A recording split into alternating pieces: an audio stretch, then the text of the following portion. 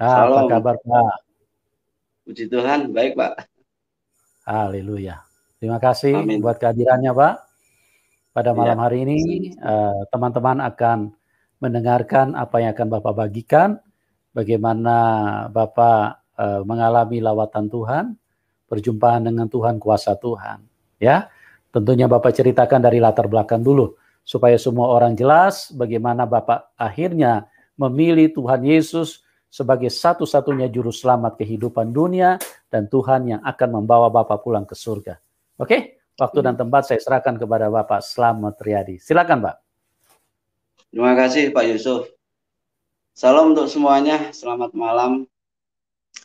Malam ini saya ingin memberikan kesaksian bagaimana Tuhan menyelamatkan hidup saya, mengangkat saya menjadi anak-anak Tuhan, sehingga saya mengenal yang namanya anugerah atau jalan keselamatan, yaitu kasih karunia Tuhan. Nama saya Slamet Riyadi. Asal saya dari Klaten, aslinya ya lahirnya, tapi saya berumah tangga di Boyolali. Saya dari 6 bersaudara.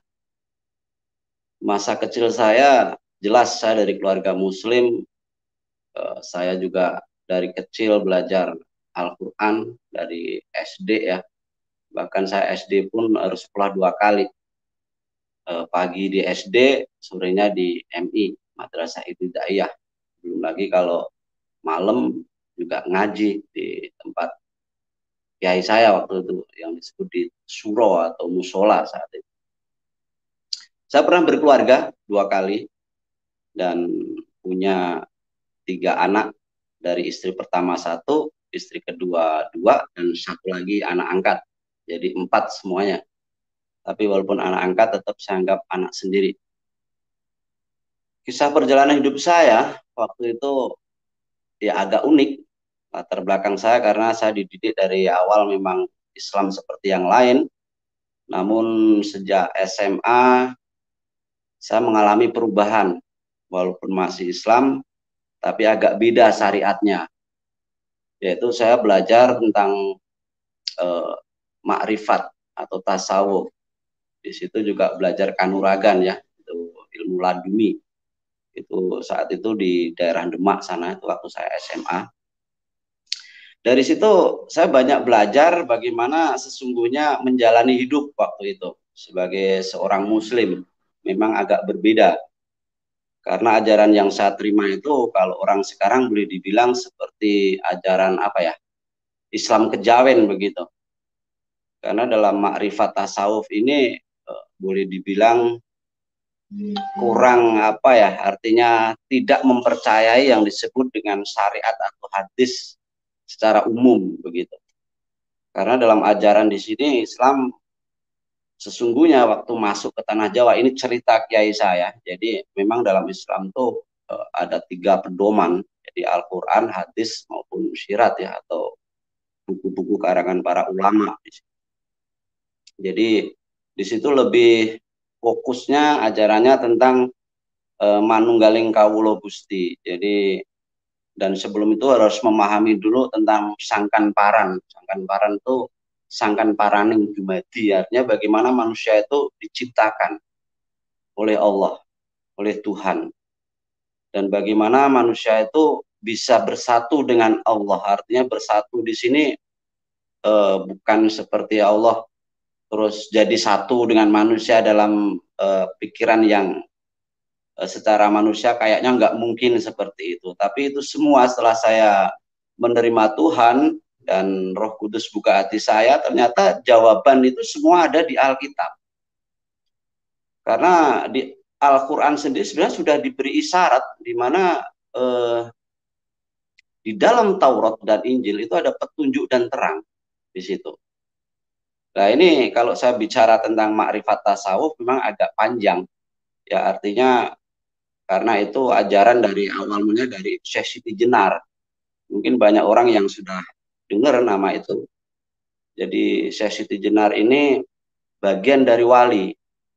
Dan kalau kita bicara silsilahnya banyak sekali itu perbedaan, karena ada yang mengatakan dari Persia, ada yang mengatakan anak Sultan dari Cirebon, ada yang mengatakan anak Sunan Ampel dan lain sebagainya. Namun terlepas dari itu semua, Syekh Siti Jenar merupakan satu tokoh yang pada saat itu sangat disegani, bahkan sangat mumpuni ilmunya seperti itu, yaitu ya tentang ajarannya yang terkenal dengan 140 ajaran tasawuf Syekh Siti Jenar. Itu saya hampir mempelajari semuanya saat itu. Dan kenapa Syekh Siti Jenar ini sampai dibenci atau bahkan ajarannya sampai dikatakan keluar dari Islam atau istilahnya apa ya, boleh dibilang sesat seperti. Namun saat saya mempelajari memang benar, karena sejarahnya ini waktu saya masih di sana dulu ya. Artinya. Benarnya bagaimana? Karena pada saat Islam masuk ke tanah Jawa memang belum ada syariat, belum banyak dipelajari. Dan Syekh Siti Jenar langsung ambil sumbernya dari Al-Quran. Nah, itulah yang membuat kadang-kadang orang tidak masuk sampai di sana. Cuman yang jadi permasalahan, ajaran itu sudah mengarah tentang keselamatan, yaitu tentang sang kalam. Tapi dia langsung ke ujungnya, yaitu sang kalam yang di akhir zaman akan menjadi hakim yang adil, yaitu Isa Al-Masih.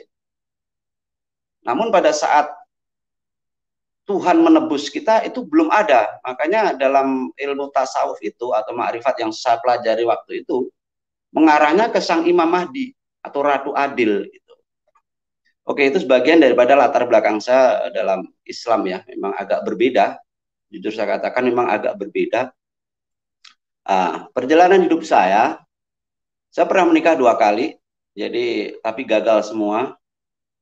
Yang pertama gagal dengan 1 anak, yang kedua juga gagal lagi karena peristiwa di mana saya masuk ke lorong gelap. Seperti itu, artinya masuk ke lorong gelap. Saya pernah dipenjara di Taiwan. Jadi dulu saya pernah bekerja sebelum di pelayaran, saya pernah bekerja di public relation, itu di sebuah perusahaan kosmetik besar di Semarang. Namun pada tahun 98, 97, 98 terjadi krisis moneter, saya kena PHK. Di situ saya sempat nganggur, ya walaupun waktu itu dapat pesangon gaji 3 bulan. Pada saat itu ya bingung, pernah jadi sopir taksi apa dan lain sebagainya, terus ngajar di musola apa semua. Terus akhirnya saya menghubungi kakak saya, kebetulan kakak ipar saya seorang nahkoda. Saya ikut di sana belajar berlayar. Mungkin karena kakak kasihan melihat saya yang jadi ABK atau apa itu, terus akhirnya saya disekolahkan lagi di mesin perkapalan sampai saya punya ijazah KKM, jadi kepala kamar mesin. Baru setelah itu saya mulai berlayar. Jadi pernah sampai ke Thailand, Myanmar, terus sampai ke Maldives, Filipina, banyak. Termasuk yang terakhir di Taiwan. Gitu. Nah, pada kontrak yang ketiga, waktu saya kerja di pelayaran itu, kurang lebih tahun 2005, saya tersandung masalah. Tepatnya awal 2006. Yaitu peristiwa di mana teman saya telepon saya, kalau dia ada masalah. Teman saya ini kerja di pabrik, bukan di kapal seperti saya. Dia dibully sama teman-temannya yang dari Vietnam situ.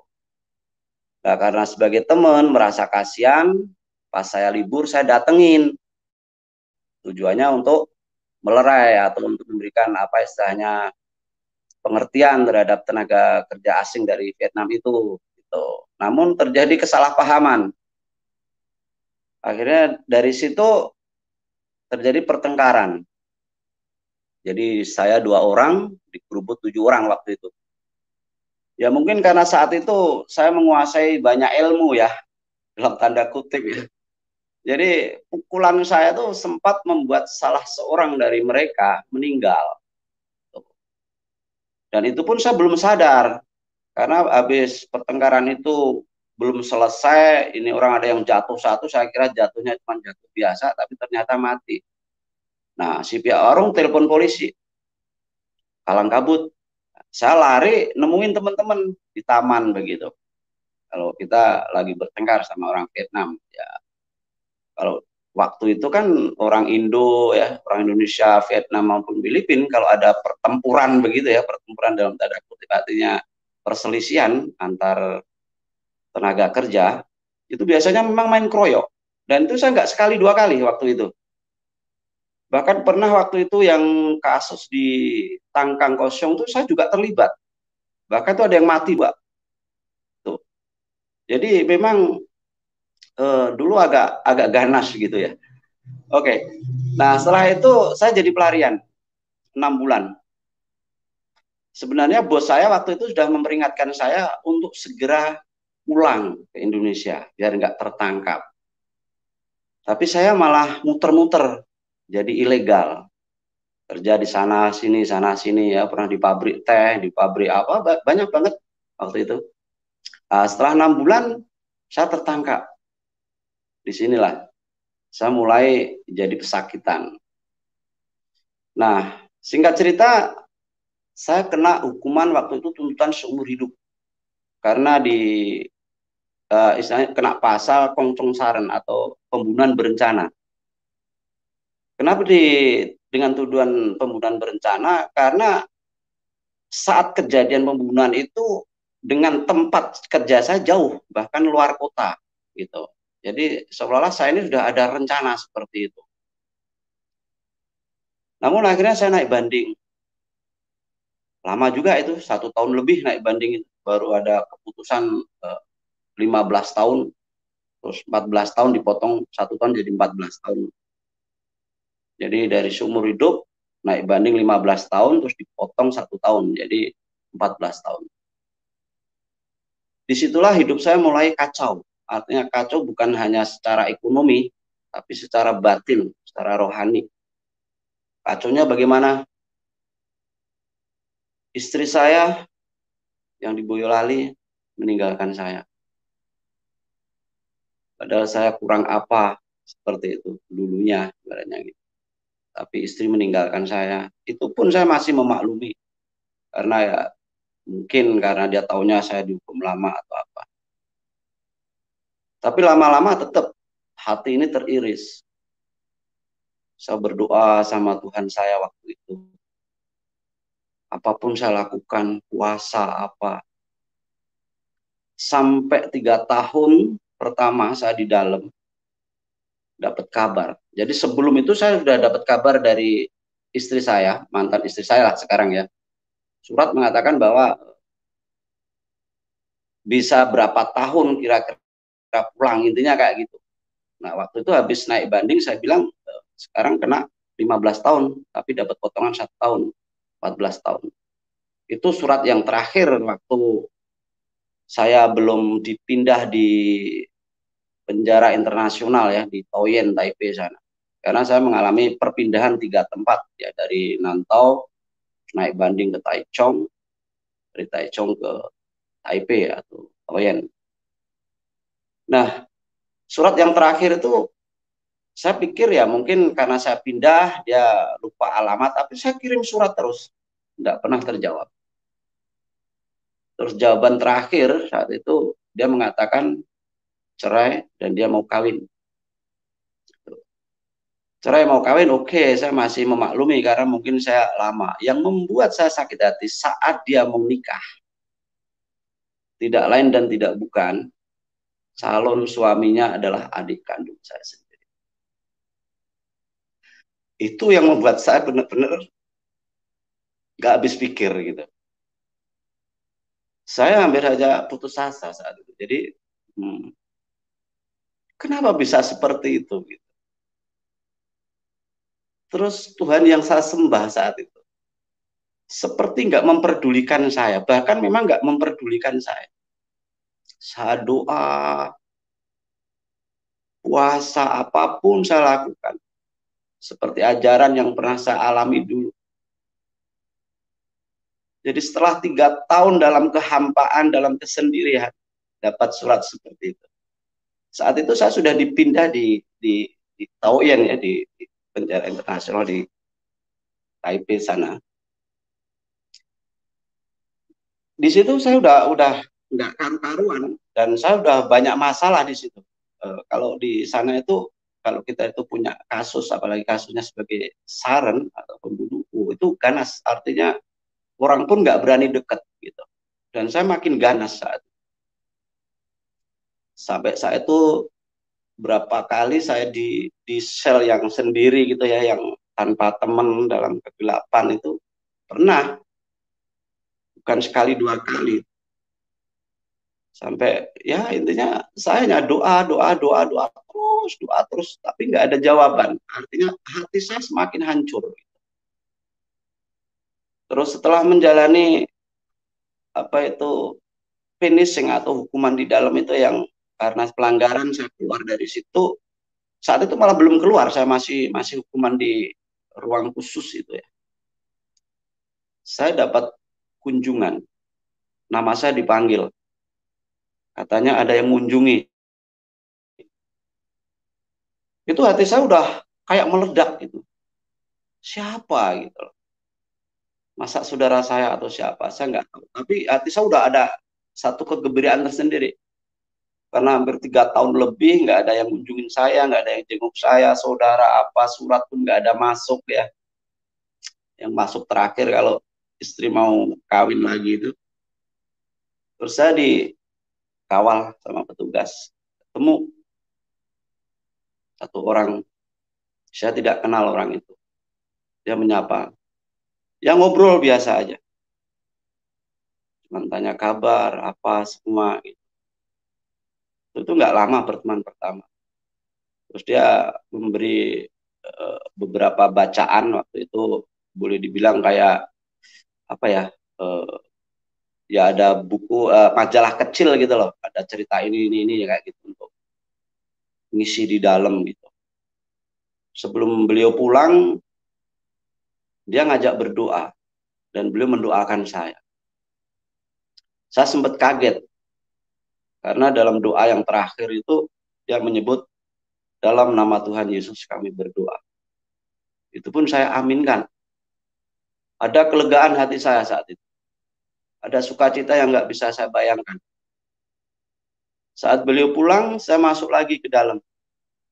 Di ruang khusus lagi, saya belum ditempatkan dengan yang lain. Karena saya habis melakukan itu, pelanggaran. Hati saya menjerit saya, Tuhan, ya Allah yang saya sembah. Kenapa engkau kirim orang yang tidak aku kenal, dan bahkan tidak seiman? Bergejolak hati saya. Seminggu kemudian saya keluar dari tempat pengasingan khusus itu tadi, dalam penjara itu. Baru kumpul dengan yang lain.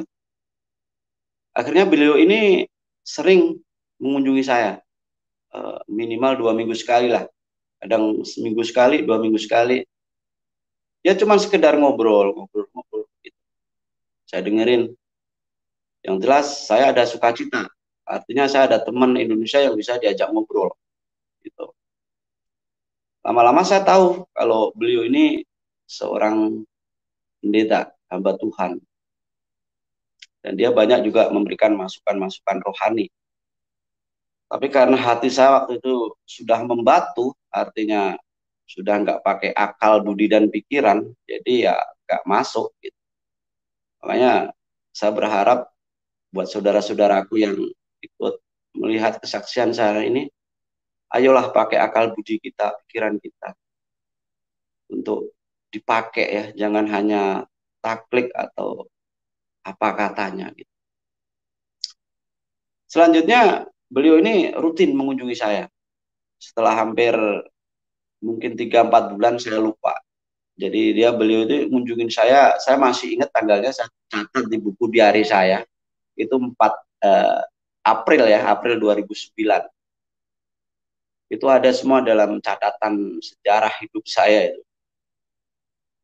Nah, setelah 3 atau 4 bulan, beliau ini memberikan saya sebuah kitab untuk dibaca. Tapi dasar ini saya ini orangnya agak keras kepala dan hati udah membatu saat itu. Alkitab bukan saya baca. Saya taruh di bawah bantal saya, di sarung bantal, saya pakai untuk tidur.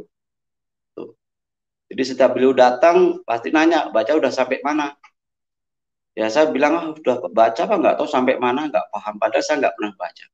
Beliau ngomong lagi. Setahun berikutnya, disitulah puncak, di mana setelah istri saya tadi bilang cerai, mau kawin lagi, nah hampir setahun kemudian dia baru nikah ternyata. Nah, karena apa? Karena adik saya harus menceraikan istrinya dulu. Gitu. Hancur hati saya. Hancur lebur. Saya hampir bunuh diri lagi. Hampir bunuh diri. Jadi saat itu saya betul-betul udah nggak punya harapan hidup. Pokoknya hidup segan mati tak mau, boleh dibilang seperti itu. Sampai puncaknya, karena saya sudah sering dengar firman Tuhan dari hamba Tuhan tersebut, saya menantang Tuhan saat itu.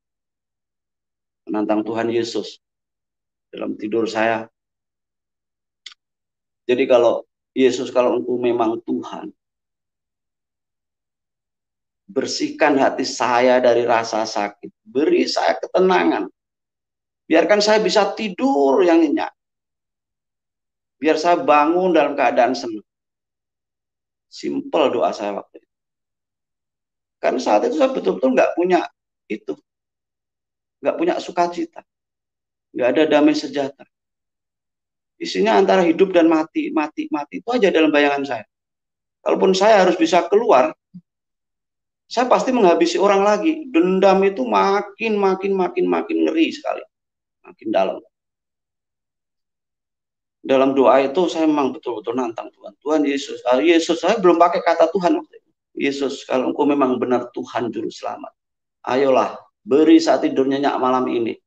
Beri saya sukacita. Beri kedamaian hati saya.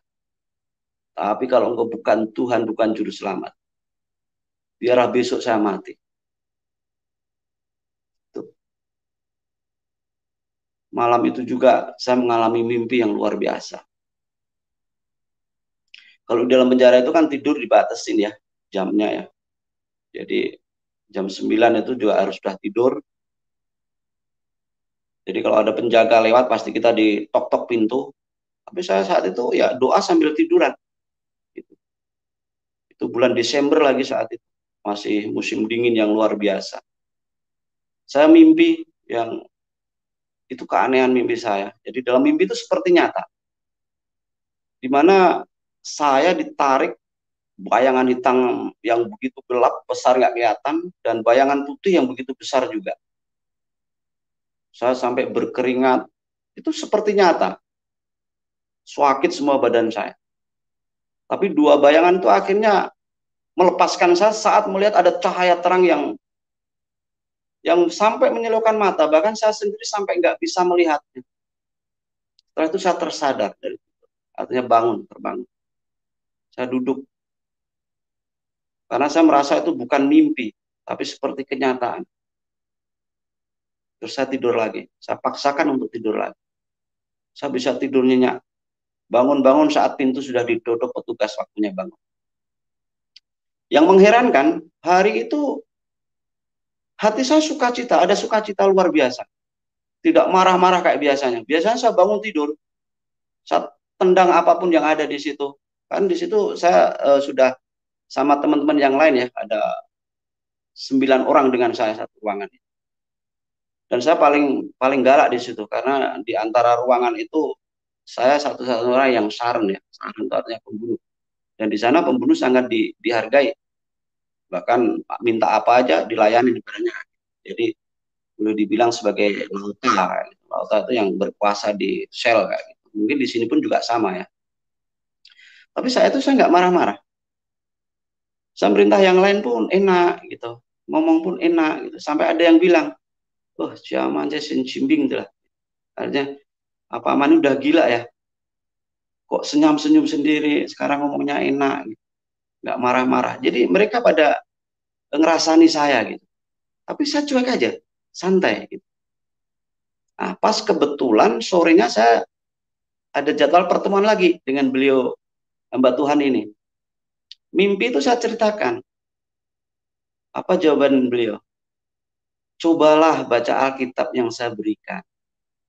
Nanti kamu tahu jawabannya. Jadi beliau ini tahu, kalau hampir setahun Alkitab itu nggak pernah saya baca. Sampai saya punya mikir gini, ini pendeta kok pinter sekali ya, kok tahu kalau saya nggak pernah baca Alkitab. Karena dia sempat ngomong, saya tahu kamu belum pernah baca itu Alkitab. Ya. Kok tahu gitu loh. Pikir, wah ini orang pinter. Terus dia memberikan banyak nasihat. Akhirnya malam itu saya baca Alkitab. Walaupun sebelumnya saya sempat baca sih dari kitab Kejadian misalnya ceritanya apa gitu untuk teman tidur. Gitu.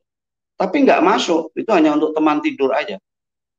Bahkan saya pernah baca dari Kejadian sampai Wahyu itu pernah dalam 1 tahun itu. Tapi nggak pernah masuk gitu. Hati saya belum terbuka. Nah dari situlah saya mulai belajar firman Tuhan. Apa yang saya imani yang dulu betul-betul terjawab semua di situ. Bahwa manusia itu diciptakan oleh Allah bukan hanya dari debu tanah. Tapi memang ada ruh Allah. Itu yang membuat saya terkejut saat saya memahami tentang bagaimana Allah menciptakan manusia. Itu saya terkejut sekali. Dan yang membuat saya bisa menerima Tuhan saat itu sebenarnya bukan itu. Tapi memang karena tantangan-tantangan saya di mana selama saya di agama yang dulu jawaban-jawaban itu nggak pernah di doa-doa saya itu nggak pernah ada jawaban. Tapi saat saya mengikut sudah mulai percaya, saya mulai baca Alkitab dan itu doa saya simpel waktu itu. Doa saya simpel banget waktu membaca Alkitab itu. Nggak ada yang ngajarin. Saya cuma bilang gini, dulu saya didoktrin bahwa Alkitab itu palsu. Tapi hari ini saya mau baca.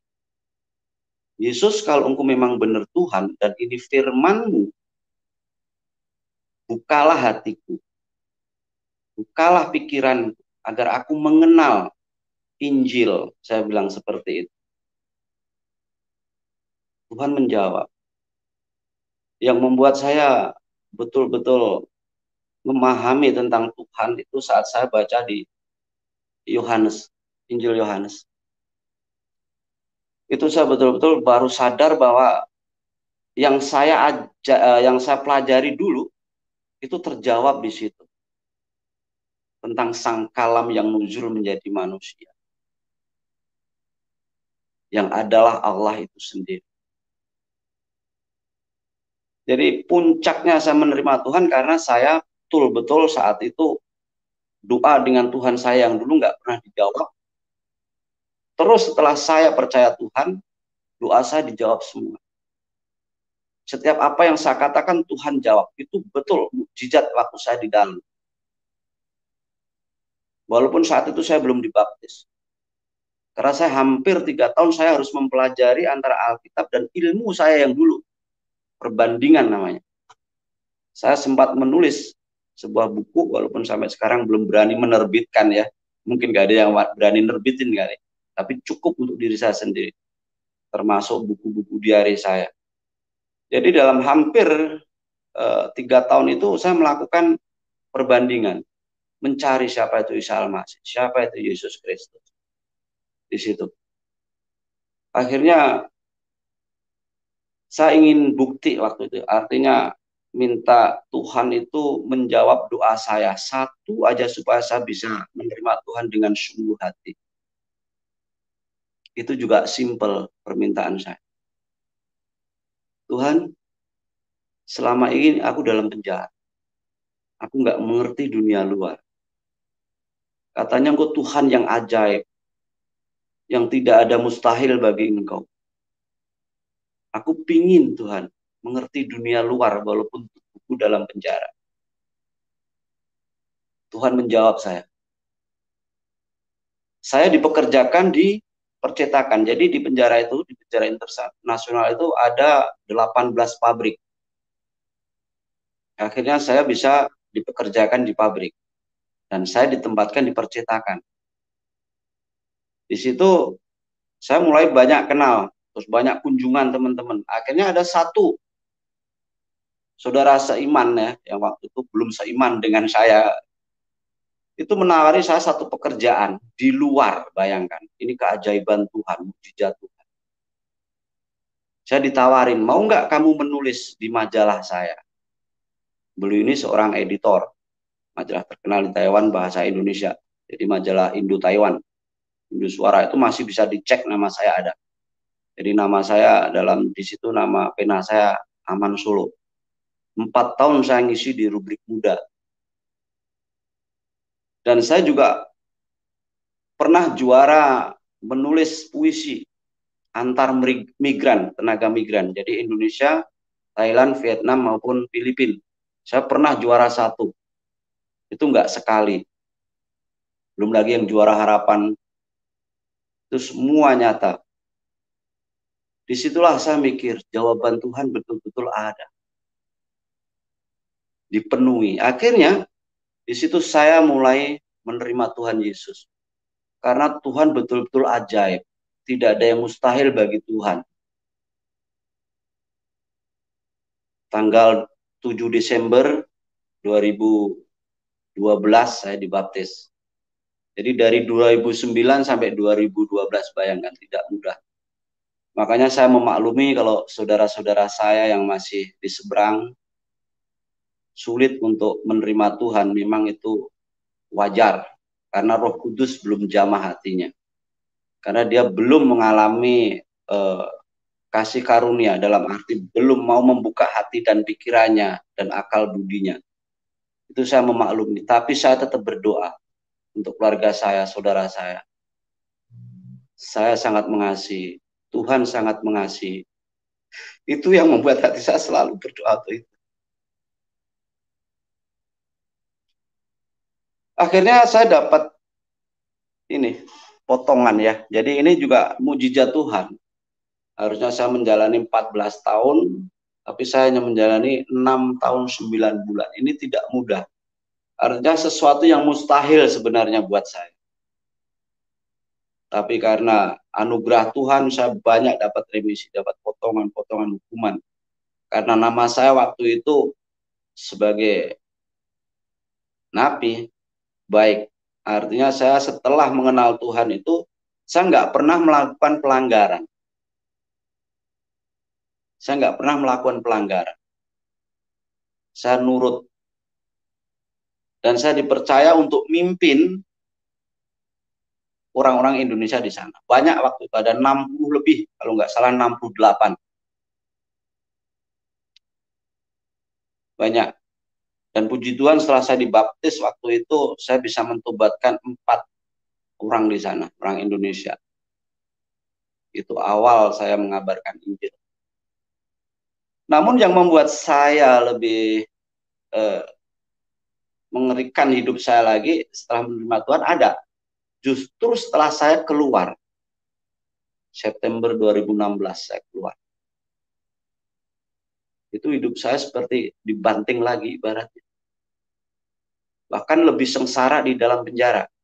Boleh dibilang secara batin. Gimana tidak? Saya pulang tidak punya rumah. Karena istri sudah menikah dengan orang lain. Yaitu adik kandung saya sendiri. Saya pulang waktu itu ke rumah kakak di Bali. 1 minggu. Saya ingin menenangkan hati sebelum menemui anak-anak. Saat menemui anak-anak, apa yang terjadi? Pahit kalau diceritakan. Tapi saya mengampuni mereka. 1 tahun saya mengalami goncangan hidup yang luar biasa. Cari kerja susah. Saya tidak punya komunitas. Ngeri saat. Selalu dicibir sana sini. Bahkan dapat ancaman banyak karena saya sudah terima Tuhan. Itu. Bahkan saya di gereja pun untuk minta pertolongan. Orang mencurigai saya.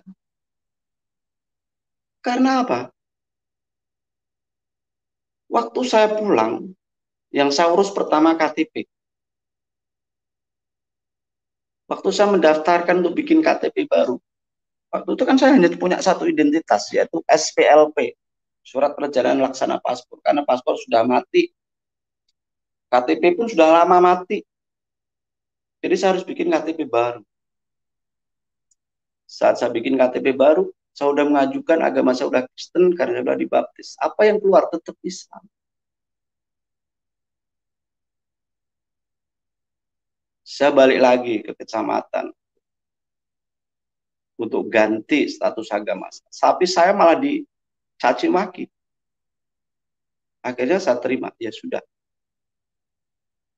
Saya berusaha mulai cari kerja. Karena udah punya KTP, saya yakin bisa cari kerja. Tapi apa? Susah.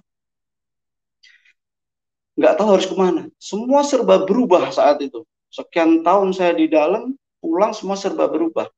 Jalan pun saya sudah bingung. Banyak yang berubah. Apalagi rumah, kantor, apa, banyak berubah. Saya hampir seperti gelandangan. Karena saya kalau tidur di masjid nggak mungkin. Sudah saya meninggalkan itu kan, tetap saya cari gereja. Ya memang ada yang terima.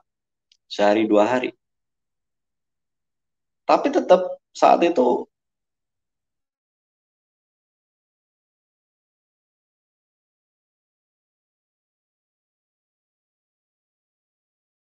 wajar kalau saat itu memang dia nggak.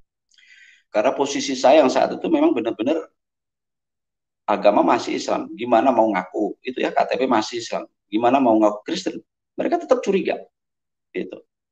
Jadi 1 tahun itu saya lari sana lari sini, kembali lagi ke Bali saat itu. Pernah saya ngabdi di gereja juga di DKI saat itu. Tetap hanya seminggu. Setelah itu ya dengan halus saya disuruh balik. Memang dikasih ongkos. Alasannya memang nggak ada tempat kerja di situ karena sudah ada pelayannya masing-masing. Baru saya ketemu hamba Tuhan di Tangerang. Disitulah saya baru merasakan istilahnya itu sesuatu yang boleh dibilang dihargai sebagai manusia. Jadi dalam masa 1 tahun itu saya betul-betul bukan seperti manusia, tapi saya tetap mengandalkan Tuhan Yesus. Karena Tuhan Yesus bilang bahwa orang yang sudah terima Dia tidak akan dibiarkan seperti yatim piatu. Saya tetap mengandalkan Tuhan. Karena itu bagian dari salib yang harus saya pikul. Karena Tuhan sendiri udah ngomong, untuk mengikut Tuhan tidak hanya mendapatkan anugerah yang berupa materi atau apa, tapi juga harus siap mikul salib. Di situ. Nah, dari Tangerang di sinilah saya mulai belajar di sebuah semacam yayasan untuk menampung murtadin. Saya belajar Islam dulu lagi, saya bisa bekerja sebagai supir apa semua di situ. Di situ saya mulai menekuni lagi firman Tuhan. Sampai akhirnya tahun 2018 saya belajar lagi Alkitab, terus ikut diklat kependetaan. Satu mujizat yang Tuhan berikan pada saya, artinya satu pertolongan Tuhan yang nyata, bukan hanya saat saya sakit atau apa, tapi saat saya sudah mulai jadi penginjilan.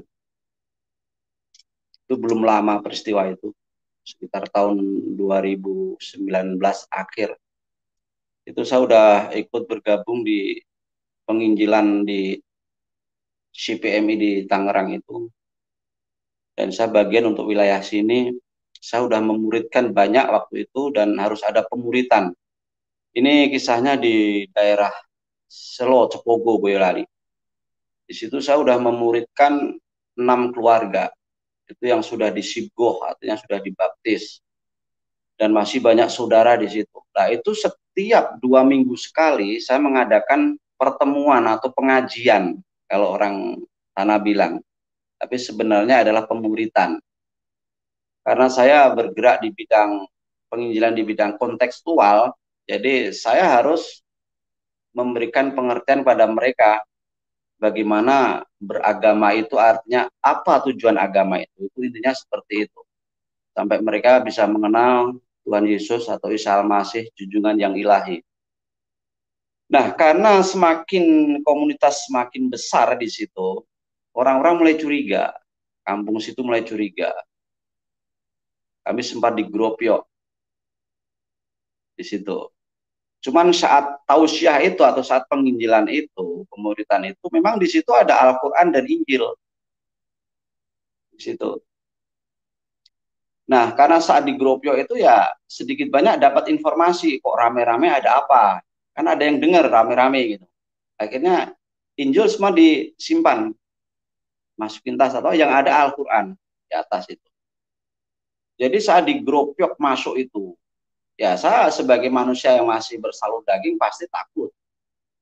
Tapi saya doa, Tuhan, ini semua adalah amanatmu untuk mengabarkan kabar baik.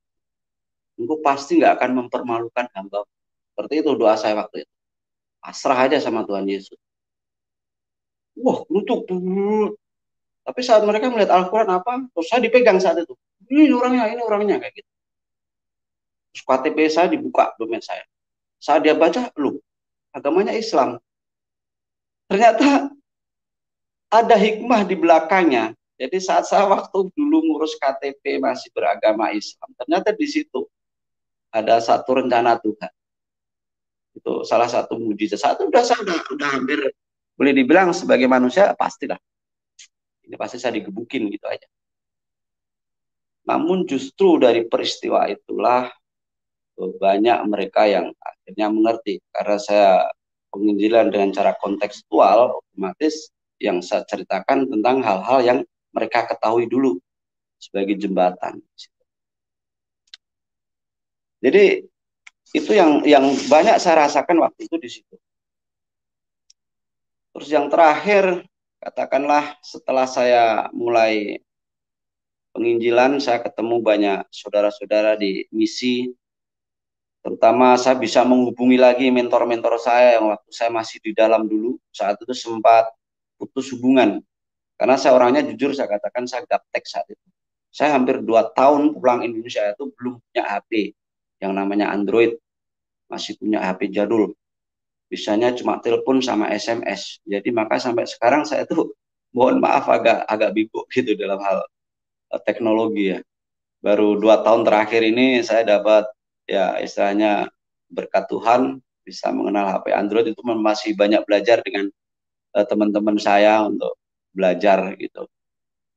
Nah, setelah saya pelayanan di Tangerang, terus saya ketemu lagi teman-teman yang lain, dan saya bisa menghubungi mentor-mentor saya, ini baru ada harapan dalam arti jawaban saya didengar Tuhan.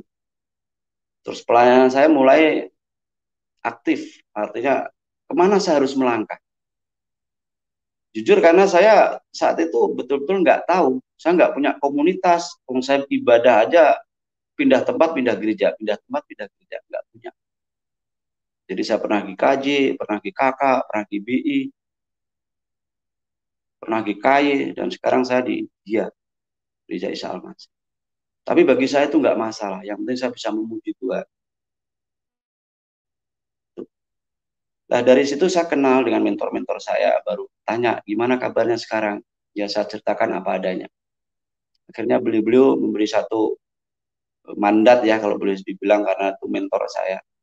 Gimana kalau kamu ini ngurusin teman-teman yang TKI, TKW yang pulang dari Taiwan, dari Hong Kong, yang di sana mereka udah terima Tuhan, tapi saat pulang dia mengalami masalah dengan keluarganya, dicaci maki, dibuang dan lain sebagainya. Nah, itu tugas ibaratnya gitu. Tolong itu tugas kamu, seperti itu intinya. Di situ saya baru mengenal tentang bagaimana saya harus melangkah. Dan saya memang tidak ada satupun gereja atau dominasi yang membantu atau istilahnya yang menyokong saya dalam pelayanan. Dan puji Tuhan semua jerih payah saya sendiri, walaupun apa adanya. Waktu itu saya sempat sebelum ini corona ini, setahun yang lalu ya, itu saya mengalami kebangkrutan karena setelah saya pulang dari Tangerang, saya ketemu teman-teman untuk bisnis properti. Namun sayang akhirnya karena corona ini kredit macet dan disita bank. Tapi itu tidak apa-apa. Tetap Tuhan mencukupi hidup saya untuk semua yang saya layani, dan saya yakin Tuhan tidak akan pernah meninggalkan saya. Itu, dan sekarang saya juga masih ada beberapa teman yang di sini yang masih misalnya belajar untuk pemuritan tentang Alkitab. Mereka ini juga dulunya Muslim, ada yang dari dalam juga, dan dia tidak diterima keluarganya. Ya saya tahu memang di sini apa adanya, makan seadanya. Jadi yang penting kita tetap belajar firman Tuhan, biarlah nanti apapun yang kita lakukan diberkati Tuhan. Masalah pekerjaan jangan dipikir dulu. Karena firman Tuhan mengatakan carilah dulu kerajaan Allah, maka berkatnya akan mengikuti kita. Dunia akan ditambahkan, dunia akan, itu saya amini. Dan saya sekarang sudah mendirikan juga satu apa ya, karena untuk pelayanan saya harus punya satu badan hukum untuk pelayanan supaya tidak istilahnya ya dalam Alkitab disebutkan itu kita harus tulus seperti merpati, tapi juga cerdik seperti ular. Jadi kami ada satu LSM yang melayani anak-anak yatim piatu, yatim dan duafa. Tapi khususnya memang yatim piatu dan yatim atau piatu itu untuk kita sekolahkan. Itu ya memang nggak banyak, tapi puji Tuhan kita aja bisa memberikan yang terbaik, artinya untuk membiayai mereka sekolah, dan itu memang masih belum istilahnya belum maksimal.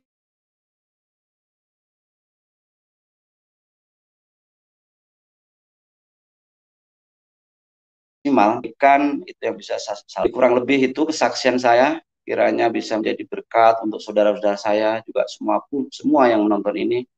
Ayolah kita pakai akal budi kita, pikiran kita. Jadi ibaratnya kalau kita ingin mengenal keselamatan atau ingin punya ilmu, ini guru saya yang dulu, masih saya ingat nasihatnya. Kalau kamu mau belajar, ibaratnya gelas, buang dulu tuh isinya, biar masuk ilmu itu. Setelah itu kamu saring mana yang benar, mana yang salah. Jadi saya berharap saudara-saudara saya, ayo belajar. Buka, ini zamannya lebih maju, artinya bisa, semua bisa dicari, bisa dibuka, bisa dibelajarin gitu. Jangan hanya katanya, jangan apa istilahnya itu fanatik atau kefanatikan yang tidak membawa kita ke keselamatan. Pesan saya hanya satu, agama tidak menyelamatkan. Yang menyelamatkan adalah Tuhan. Ini saya tidak menghina saudara-saudara saya yang masih di Muslim. Ya, ingat, sejarah mencatat kalau kita mau belajar, sebelum adanya hadis maupun syirat, Al-Quran itu sebenarnya sudah memberikan warning atau peringatan, itu ada ayatnya. Ya, cuman karena sudah mengalami evolusi atau perubahan, mohon maaf ini bukan saya nuduh, ini yang saya pelajari. Ya, jadi ayolah kita belajar supaya kita mengenal keselamatan. Jangan hanya fanatik tentang agama, ya, tapi carilah keselamatan itu. Dan keselamatan tidak ada lain kecuali dalam nama Tuhan Yesus. Dia sang kalam yang nuzul menjadi manusia. Itu karena besarnya kasih Allah kepada kita. Sehingga dia mengaruniakan anaknya yang tunggal. Sang kalam itu sendiri. Mungkin memang sulit untuk kita pelajari dalam arti kita terima bagaimana kita menyembah tiga pribadi di dalam keesaan. Tapi kalau hati dan pikiran kita dibuka, kita mau membuka dan membiarkan roh Tuhan itu masuk dalam diri kita, itu akan tersingkap. Saya pernah ditanya, bagaimana kamu bisa menyembah tiga Tuhan? Jawaban saya simpel. Apakah kamu udah tahu kejadian manusia seperti apa? Manusia dijadikan itu seturut dengan gambar dan rupa Allah. Kita punya tubuh, punya roh, dan punya suara atau kalam. Cuman karena kita ciptaan kalam kita tidak bisa kun fayakun. Tidak maha hidup. Jadi Allah itu juga roh. Allah itu juga kalam.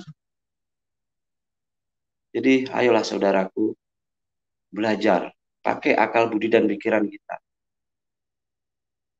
Sang Imam Mahdi, Sang Ratu Adil, Sang Hakim yang agung, yang adil di akhir zaman. itu Isa Al-Masih atau Yesus Kristus. Itu orang Islam sudah tahu semua.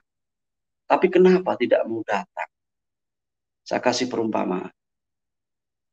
Kalau saudara bersalah, ini karena saya pernah dalam penjara. Saya bersalah.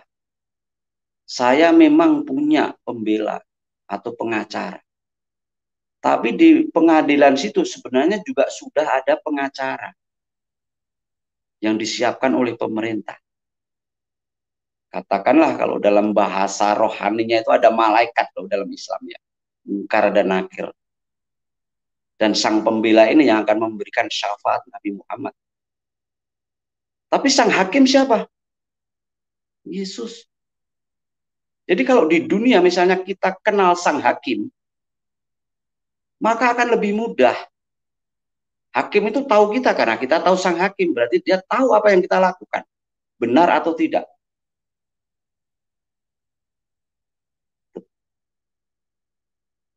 Satu lagi. Manusia itu semua berdosa.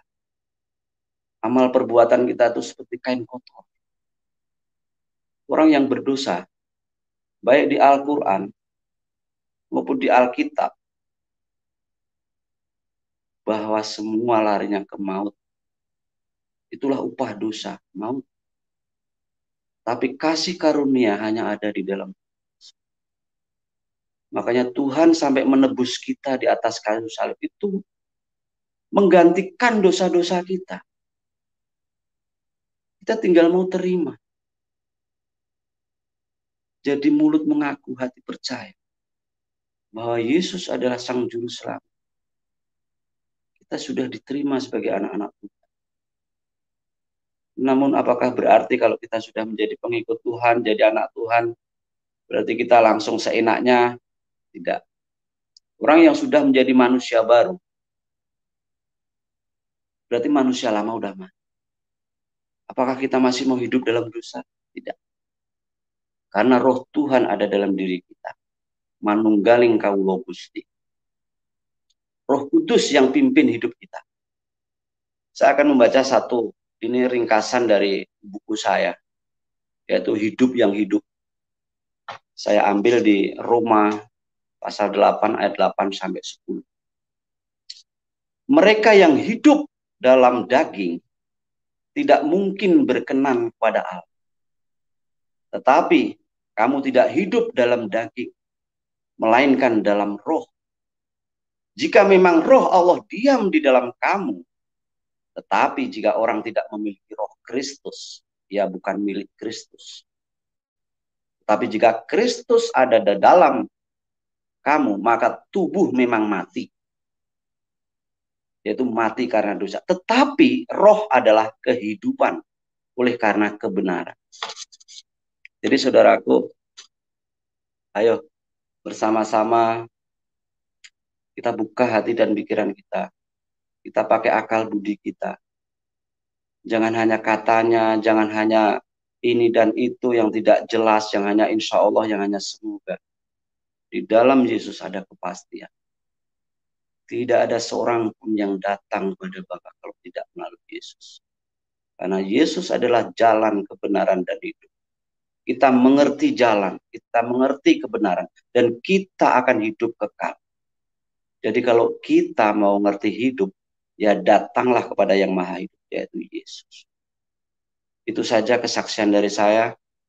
Bila ada satu kata atau apapun yang saya katakan kurang berkenan di hati saudara-saudara saya mohon maaf. Apa yang saya lakukan karena saya mengasihi saudara-saudara. Saya sangat mengasihi. Saya ingin saudara-saudara kenal Tuhan. Saya ingin. Dan Tuhan mengasihi kalian. Sangat mengasihi kalian.